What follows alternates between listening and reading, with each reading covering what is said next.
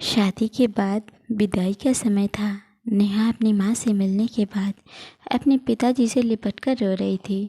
वहाँ मौजूद सभी लोगों की आंखें नम थी। नेहा ने घूंघट निकाला हुआ था। वह अपनी छोटी बहन के साथ सजाई गई गाड़ी के नज़दीक आ गई थी। दूल्हा अविनाश अपने खास मित्र विकास के साथ बातें कर रहा था। विकास बोला, यार अविनाश, सबसे पहले ना घर पहुंचते ही होटल अमृत बाग चलकर बढ़िया खाना खाएंगे। यहाँ तेरी ससुराल में खाने का मज़ा नहीं आया। तभी पास में खड़ा अविनाश का छोटा भाई राकेश बोला, हाँ यार, पनीर कुछ ठीक नहीं था और रसमलाई में तो रस ही नहीं था। और वह ही कर ज़ोर ज़ोर से हंसने लगा। अविनाश भी पीछे नहीं रहा। अरे हम लोग अमृत बाग चलेंगे ना, जो खाना है खा लेना। मुझे भी यहाँ खाने में मज़ा नहीं आया, रोटियाँ भी गर्म नहीं थी। अपने पति के मुंह से यह सब सुनते ही नेहा, जो घूंघट में गाड़ी में बैठने ही जा रही थी, वापस मुड़ी, गाड़ी की फाटक को जोर से बंद किया, घूंघट हटाकर अपने पापा के पास पहुंची, अपने पापा का हाथ अपने हाथ में लिया। मैं ससुराल नहीं जा रही पिताजी, मुझे यह शादी मंजूर नहीं है। यह शब्द उसने इतने ज़ोर से कहे कि सब लोग हक्के बक्के रह गए। सब नज़दीक आ गए। नेहा के ससुराल वालों पर तो जैसे पहाड़ टूट पड़ा। मामला क्या था यह किसी को समझ में नहीं आ रहा था। तभी नेहा के ससुर जी राधे श्याम जी ने आगे बढ़कर नेहा से पूछा, लेकिन बात क्या है बहू? शादी हो गई है, विदाई का समय है, अचानक क्या हुआ कि तुम शादी को नामंजूर कर रही हो? अविनाश की तो मानो दुनिया ही लुटने जा रही थी। वह भी नेहा के पास आ गया। अविनाश के दोस्त भी। सब लोग जानना चाहते थे कि आखिर इन वक्त पर क्या हुआ कि दुल्हन ससुराल जाने से मना कर रही है। नेहा ने अपने पिता दयाशंकर जी का हाथ पकड़ रखा था। नेहा ने अपने ससुर से कहा, बाबूजी, मेरे माता पिता ने अपने सपनों को मारकर हम बहनों को पढ़ाया लिखाया, वह काबिल बनाया है। आप जानते हैं एक बाप के लिए बेटी क्या मायने रखती है। आप वो आपका बेटा नहीं जान सकते क्योंकि आपको कोई बेटी नहीं है। रोती हुई नेहा बोले जा रही थी, आप जानते हैं कि मेरी शादी के लिए वह शादी में बारातियों की आवभगत में कोई कमी न रह जाए, इसलिए मेरे पिताजी पिछले 1 साल से रात को 2-3 बजे तक जागकर मेरी माँ के साथ योजना बनाते थे, खाने में क्या बनेगा, रसोईया कौन होगा। पिछले 1 साल में मेरी माँ ने नई साड़ी नहीं खरीदी क्योंकि मेरी शादी में कमी न रह जाए। दुनिया को दिखाने के लिए अपनी बहन की साड़ी पहनकर मेरी माँ खड़ी है।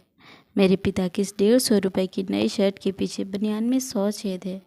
मेरे माता पिता ने कितने सपनों को मारा होगा, ना अच्छा खाया ना अच्छा पिया, बस एक ही ख्वाहिश थी कि मेरी शादी में कोई कमी ना रह जाए। और आपके पुत्र को रोटी ठंडी लगी, उनके दोस्त को पनीर में गड़बड़ लगा, वो मेरे देवर को रसमलाई में रस नहीं मिला।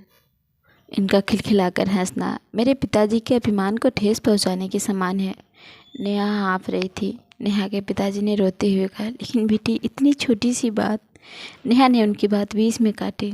ये छोटी बात नहीं है पिताजी। मेरे पति का मेरे पिता की इज्जत नहीं। ये रोटी क्या आपने बनाई? रसमलाई पनीर यह सब केटर्स का काम है ना। आपने दिल खोलकर वह हैसियत से बढ़कर खर्च किया है।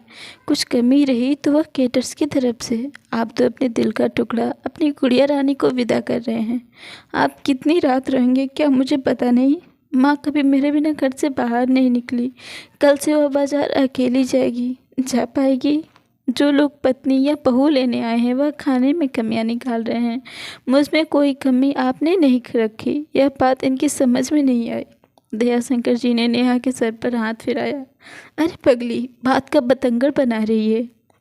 मुझे तुझ पर गर्व है कि तू मेरी बेटी है, लेकिन बेटा इन्हें माफ़ कर दे। तुझे मेरी कसम, शांत हो जा। तभी अविनाश ने आकर दयाशंकर जी के हाथ पकड़ लिए। मुझे माफ़ कर दीजिए बाबूजी, मुझसे गलती हो गई। मैं उसका गला बैठ गया था, रो पड़ा था वह। तभी राधे श्याम जी ने आगे बढ़कर नेहा के सर पर हाथ रखा। मैं तो बहू लेने आया था, लेकिन ईश्वर बहुत कृपालु हैं। उसने मुझे बेटी दे दी। वो बेटी की अहमियत भी समझा दी। मुझे ईश्वर ने बेटी नहीं दी, शायद इसलिए कि तेरी जैसी बेटी मेरे नसीब में थी। अब बेटी इन नालायकों को भी माफ़ कर दे। मैं हाथ जोड़ता हूँ तेरे सामने। मेरी बेटी नेहा मुझे लौटा दे। और दयाशंकर जी ने सचमुच हाथ जोड़ दिए थे। वह नेहा के सामने सर झुका दिए। नेहा ने अपने ससुर जी के हाथ पकड़ लिए। बापूजी, राधे श्याम जी ने बाबूजी नहीं पिताजी। नेहा भी भावुक हो राधे श्याम जी से लिपट गई थी। दयाशंकर जी ऐसी बेटी पाकर गौरव की अनुभूति कर रहे थे। नेहा अब राजी खुशी अपने ससुराल रवाना हो गई थी, पीछे छोड़ गई थी आंसू से भींगी अपने माँ पिताजी की आंखें।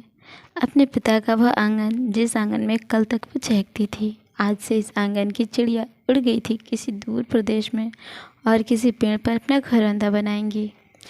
दोस्तों, यह कहानी पढ़ते वक्त मैं उस मूर्ख व्यक्ति के बारे में सोच रही थी जिसने बेटी को सर्वप्रथम पराया धन की संज्ञा दी होगी। बेटी माँ बाप का अभिमान, वो अनमोल धन होती है, पराया धन नहीं। कभी हम शादी में जाएं तो ध्यान रखें कि पनीर की सब्ज़ी बनाने में एक पिता ने कितना कुछ खोया होगा, वह कितना खोएगा। अपना आंगन उजाड़ कर दूसरों के आंगन को महकाना कोई छोटी बात नहीं होती। खाने में कमियां न निकालें। बेटी की शादी में बनने वाले पनीर, रोटी या रसमलाई पकने में उतना समय लगता है जितनी कि लड़की की उम्र होती है। यह भोजन सिर्फ भोजन नहीं, पिता के अरमान व जीवन का सपना होता है। बेटी की शादी में बनने वाले पकवानों में स्वाद कई सपनों को कुचलने के बाद आता है, वह उन्हें पकने में सालों लगते हैं। बेटी की शादी में खाने की कदर ज़रूर करें। बाकी आपको ये कहानी कैसी लगी हमें कमेंट करके ज़रूर बताएं। मिलते हैं आपसे ऐसे ही किसी दूसरी कहानी में। तब तक के लिए नमस्कार, प्रणाम। अपना ख्याल रखें, अपनों का ख्याल रखें। Bye bye.